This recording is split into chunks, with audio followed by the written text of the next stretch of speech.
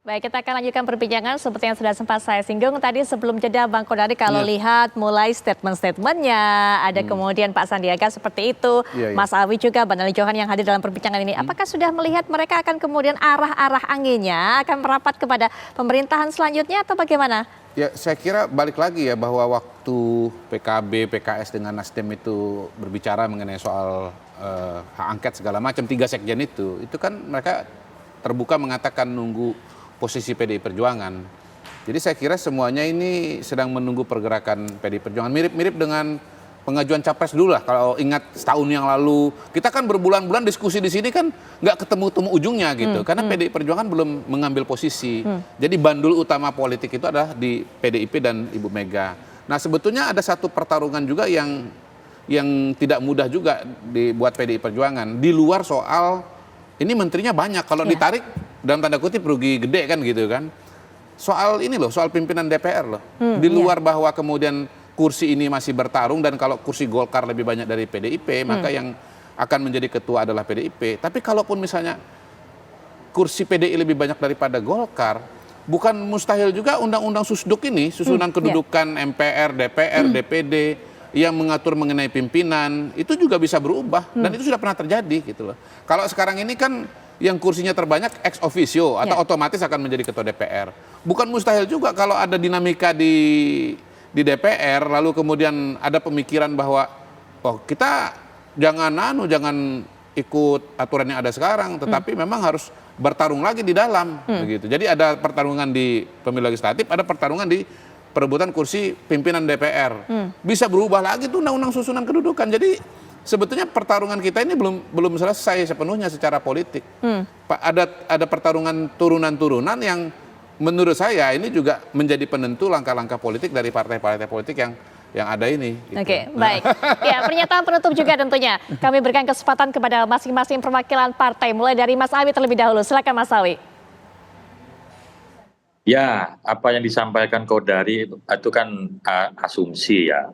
Bisa saja dalam politik terjadi, tetapi sampai hari ini kita belum pernah berpikiran untuk mengubah Undang-Undang MD3. Setidaknya kami di Badan Legislasi yang diberi kewenangan mengurusi legislasi belum ada pembicaraan soal itu.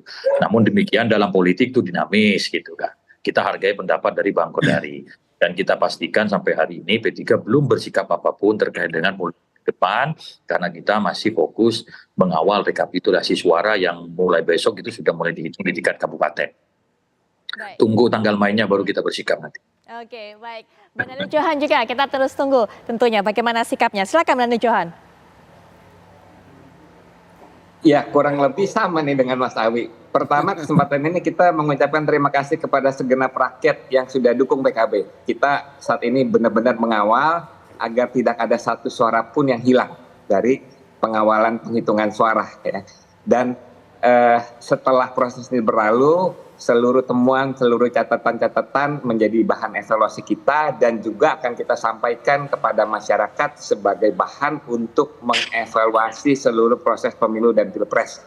Demikian, Mbak. Baik, Bang Viva juga silakan. Bang Viva, pernyataan penutup. Ya, dari DNA-nya PAN, PKB, P3 itu sama dari historisnya sebagai partai pemerintah. Jadi kalau kemudian P3 atau PKB itu berada di luar pemerintah itu berarti tidak mengikuti gen DNA-nya.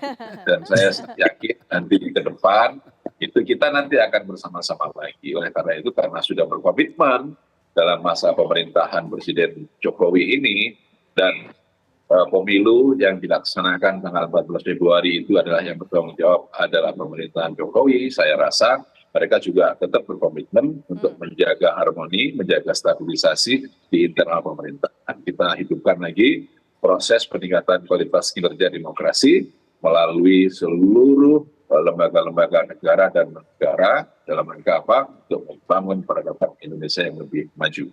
Baik, DNA-nya seperti itu, ada dalam pemerintahan ataupun juga mendukung pemerintah. Artinya juga bisa kita seperti saat ini koalisinya cukup gemuk, kemudian tidak ada menjadi oposisi. Oh iya, saya kira memang nanti akan 70-80% lah. Jadi siapapun presidennya itu nalurinya adalah bagaimana agar perencanaan yang sudah dibuat susah payah itu harus betul-betul mendapatkan dukungan politik yang pasti. Dan pasti angka itu tidak 55%, tidak 60%. Karena itu beresiko untuk tidak bisa dilaksanakan. Jadi ya kalau kita lihat dari pelajaran zaman Pak SBY, zaman Pak Jokowi, mungkin kisaran angka yang mau dicari adalah 75-80%. Oke, baik. Ya. Dan karena itu nanti PKB dan P3 juga pasti masuk ke dalam.